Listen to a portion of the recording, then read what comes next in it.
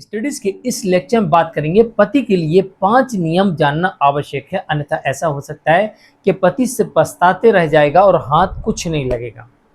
तो चलिए नोट कर लीजिए ध्यानपूर्वक ये 5 नियम कि कहीं ऐसा ना हो कि आप सालों साल कोर्ट के चक्कर काटते रहें और कोर्ट आपके विरुद्ध ही आदेश कर दे, क्योंकि आपको नियम की जानकारी नहीं थी या जब जानकारी आपके हाथ लगी तब तक समय निकल चुका था। जय जिनेंद्र मुकेश जैन।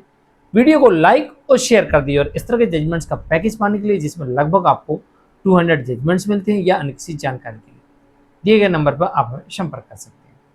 नोट करिए नियम नंबर 1, पति को इस बात की जानकारी होना चाहिए कि उसकी पत्नी और उसके परिवार के लोग उसके विरुद्ध लगातार बार बार शिकायत करते हैं, या पत्नी करती है या उसके परिवार के लोग शिकायत करते हैं। पति और उसके परिवार वालों के विरुद्ध तमाम प्रकार के आरोप लगाते हैं और बार बार शिकायत करते हैं। तो पति को ऐसी शिकायत में कान में उंगली आंख बंद करके नहीं बैठना।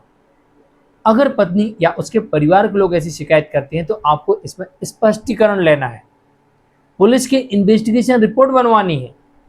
अन्यथा केस के दौरान कोर्ट ये मान सकती है कि पत्नी या उसके परिवार के लोग जो बार बार शिकायतें कर रहे थे, उनमें आरोप लगा रहे थे, इससे साबित होता है कि पति और उसके परिवार के लोग जिनके ऊपर आरोप लग रहे थे, ये लोग पत्नी को प्रताड़ित कर रहे थे, उसका उत्पीड़न कर रहे थे, उसे परेशान कर रहे थे।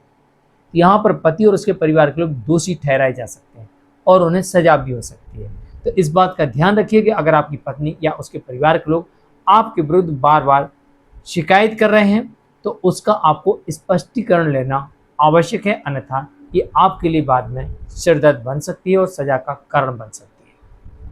दूसरा नियम, अगर आप ये कह रहे हैं कि मेरी पत्नी कमाती है, अगर आप ये कह रहे हैं कि मेरी पत्नी कमाती है, उसे भरण पोषण न दिया जाए, तो पत्नी की इनकम का सबूत आपको ही लाके देना है, क्योंकि वो तो कह रही मैं बेरोजगार हूं, तो इसका प्रमाण आपको ही लाके देना है। अगर आप ये कह रहे हैं कि मेरी पत्नी अडल्ट्री में है, उसे भरण पोषण न दिया जाए, तो इसका प्रमाण भी आपको ही लाके देना है। अगर आप ये कह रहे हैं कि मेरी पत्नी ने दूसरी शादी कर ली, अब उसे भरण पोषण न दिया जाए, चाहे डिवोर्स के पहले चाहे डिवोर्स के बाद, तो इसका प्रमाण भी आपको ही लाके देना है। इस बात का भी ध्यान रखिए, अन्यथा आपके केस में मेंटेनेंस लग जाएगा। तीसरा नियम यह कहता है कि अगर आप तलाक के लिए जा रहे हैं, कोर्ट कह रही है यहाँ पर कि अगर आप तलाक के लिए हमारे पास आ रहे हैं तो आपके पास में तलाक के पर्याप्त सबूत होना चाहिए। तलाक के लिए पर्याप्त सबूत होना चाहिए, अन्यथा आपको डिवोर्स नहीं दी जाएगी। आप कहो साहब मेरी पत्नी किसी से बात करती है, घूमती फिरती है उसके साथ में, तो डिवोर्स दे दो। संभवतः कोर्ट इसे अडल्ट्री ना माने, वो किसी के साथ हाथ मिलाती है, बात करती है ऑफिस में, संभवतः कोर्ट इसे अडल्ट्री ना माने और इस पर आपको डिवोर्स ना दे।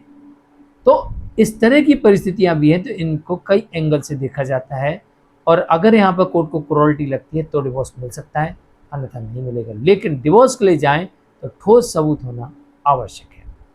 नंबर 4, कोर्ट ने यह भी कहा कि अगर आपके पास में पर्याप्त सबूत नहीं है तो आप डिवोर्स की तरफ बिल्कुल ना आए, अन्यथा आप 2 तरीके से दोषी माने जा सकते हैं। एक तो ये आप झूठे आरोप लगा रहे हैं और जो पत्नी कह रही वो सच है, आप पत्नी को रखना नहीं चाहते, तो आप यहाँ पर क्रूरल्टी के आरोपी माने जा सकते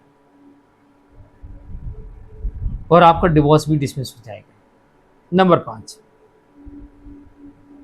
अगर पत्नी वैवाहिक घर को छोड़ के, पति के घर को छोड़ के बिना किसी कारण के चली जाती है, तो फिर कोर्ट ऐसा आदेश भी कर सकती है कि आपने ही तो अपने पति का घर छोड़ा है। जब आपने ही अपने पति का घर छोड़ा है तो फिर आपको उस घर में वापस आने का, वापस उस घर में रहने की परमिशन नहीं दी जा सकती। साथ ही अगर पत्नी अडल्ट्री में है या अति क्रूर है या फिर रीमैरिज कर ली है, तो ऐसी स्थिति में पत्नी को कोर्ट राइट टू रेसिडेंस देने से भी इनकार कर सकती है। जानकारी कैसी लगी कमेंट में जरूर लिखिए, वीडियो को लाइक शेयर कर दी। आज के लिए इतना ही। मैं मुकेश जैन, नमस्कार।